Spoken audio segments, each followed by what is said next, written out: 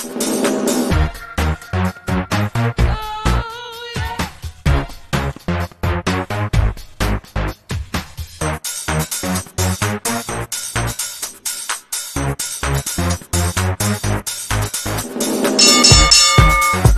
morning, good morning, good morning. Good morning. Yan yung sunrise, oh. Sunrise. Hi guys, good morning. At ngayon guys, nandito tayo sa may ano. Kasi guys, magpe-prepare ako na ulam at saka pang-snack ng ating manggagawa. Kasi ngayon sila papasok sa ating magandang araw, oh. So, yan, nandito ko ngayon kasi bibili ako ng isda at saka ampalaya sa Talipapa. So, sana maging okay lang ang lahat. At syempre, thank you Lord. At syempre, alam ko na laban, kaya ko to. Diba? Wala pa sila, mga 6 pa lang eh. Mga 7:30 yung pasok nila. So, yan, balikan ko kayo mamaya guys pag andun na tayo sa Talipapa.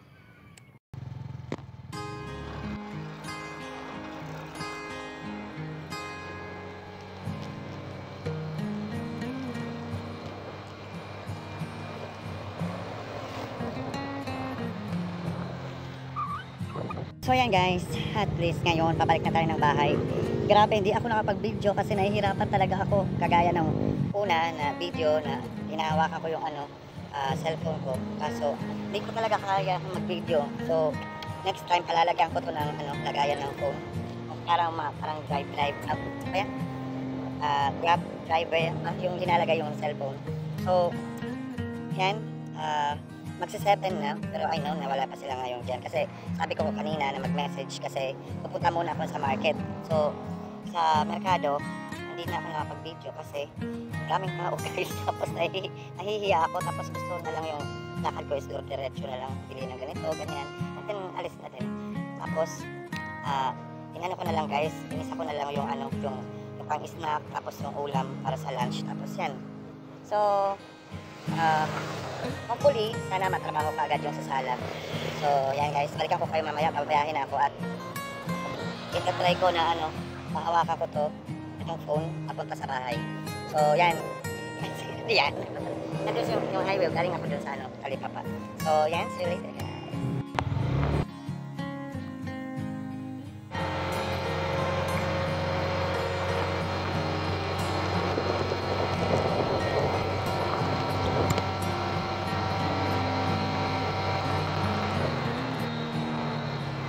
Grabe talaga guys, ang hirap talaga pag hinahawakan yung cellphone. So, see you later na lang guys for the safety. Grabe. Ito yung bili kong isda.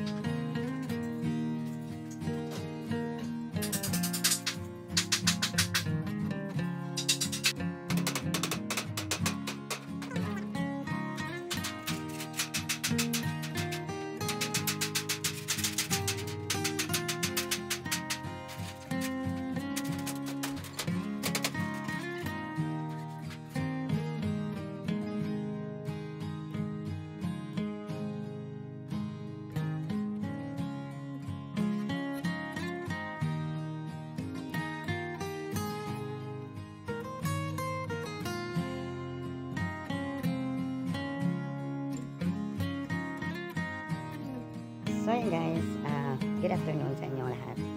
At ngayon is, ito ay pang 4 days. Yan. Tapos ito na guys, bubong na lang yung kulang. And then, yung mga gilid-gilid niya, yung mga artiflex na iyaan. So, konting ano na lang, mga breeze sa gilid-gilid. Tapos, yan, magiging okay na siya guys. At so, hopefully soon, yan.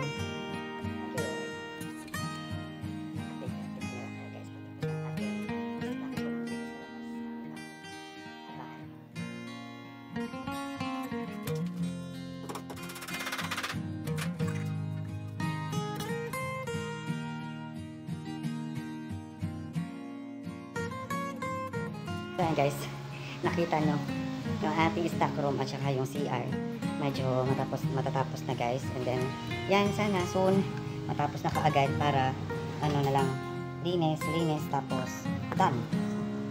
So yan guys, ang ating video for today. Yan aking update dito sa ating pagpapagawa dito sa ating stock room. So yan yung pintura, tapos sana matapos na talaga. Yan lang yung wish ko. And then, yan, tapos, yung yung sa bahay namin sa Mawakat.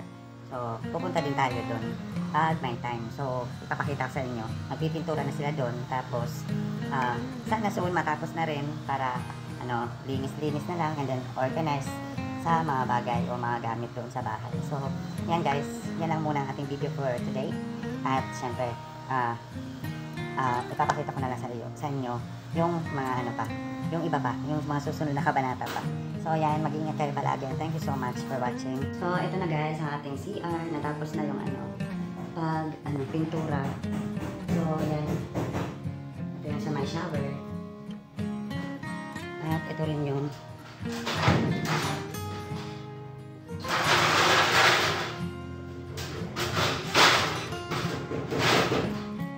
Hi guys! Welcome back to my YouTube channel. This is your Alfonso Kings Vlog. At ngayon guys, is super init ang panahon. Super talaga. At syempre maganda yun. Kasi ngayon is napapagawa ako dito sa sa bahay ng auntie ko. So, yan guys, yung update ng ating stock room is konti na lang guys. Matatapos na siya. Wait lang, may sounds kasi. Patayin muna natin yung sounds. Tapos, ngayon, yan yung araw na to is nagpapintura din ako sa CR. Tapos yun nga, yung yero o bubong ng ating stock room is napinturahan na guys. So mamaya ipapakita ko sa inyo. So ngayon is katatapos ko lang ng screen, tapos yung sliding window naglinis. So hindi ko pa nakabit, and then mamaya ikakabit ko na. So, nabrushan ko na siya. So, ikakabit ko na lang. Matatapos na yan. So, eto na. Medyo makalat pa dito sa bahay. So, yan. Ito yung screen. Tapos, yan yung mga window. Pinagtatanggal ko lang muna kasi ikakabit ko rin yan. Ibabalik ko rin yan. Tapos dito, medyo malinis na siya. Hindi talaga 100% na malinis, pero at least nalinis ko na. So, ngayon ipapakita ko sa inyo yung sa likod ng stock room. So medyo makalat pa talaga, marami pa kaming lilinisin dito, pero okay lang yan. Soon magiging okay ang lahat. At syempre dahan-dahan lang everyday kasi syempre matatapos din naman ang lahat, diba? At magiging okay din ang lahat. So andito ngayon si Romel at saka yung pinsan ko, si Robert Lim. So yan, nakabukas lang yan dyan kasi naglilinis nga ako ngayong araw na to. Doon si Romel sa labas nag-gas cutter. Dito si Robert Lim, pumasyal siya dito. So yan, grabe ang init ng panahon kahit hapon na. So si Romel is nag-grass cutter dito sa labas. So yan.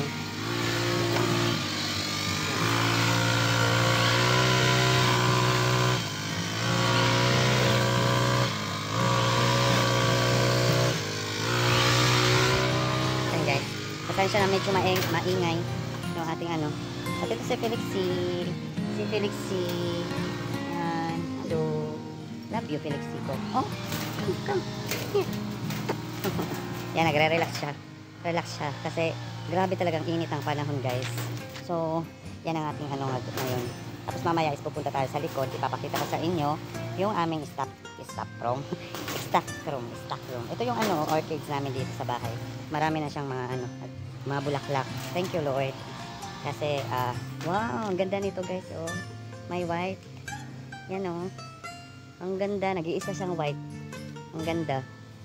Ang ganda guys. So yan, medyo makalat pa dito sa labas pero soon matatapos at matatapos din namin to. So everyday is paunti-unti hanggang sa matapos ang lahat. So yan nga, nananggal ako ng mga screen kasi kailangan ko itong mabrushan. Tapos maikabit ulit. Ito nga, ito yung screen natin. So dito lang muna kasi babrushin ko yan. Tapos yan, meron pang mga plywood kasi yung ano namin dito para sa stock room. So yan, ipapakita ko na sa inyo yung stock room. At ito yung plano ko dito is sa grotto is papapinturahan ko yan. Tapos para maganda rin naman yung ating grotto. So ngayon papunta na tayo sa stock room.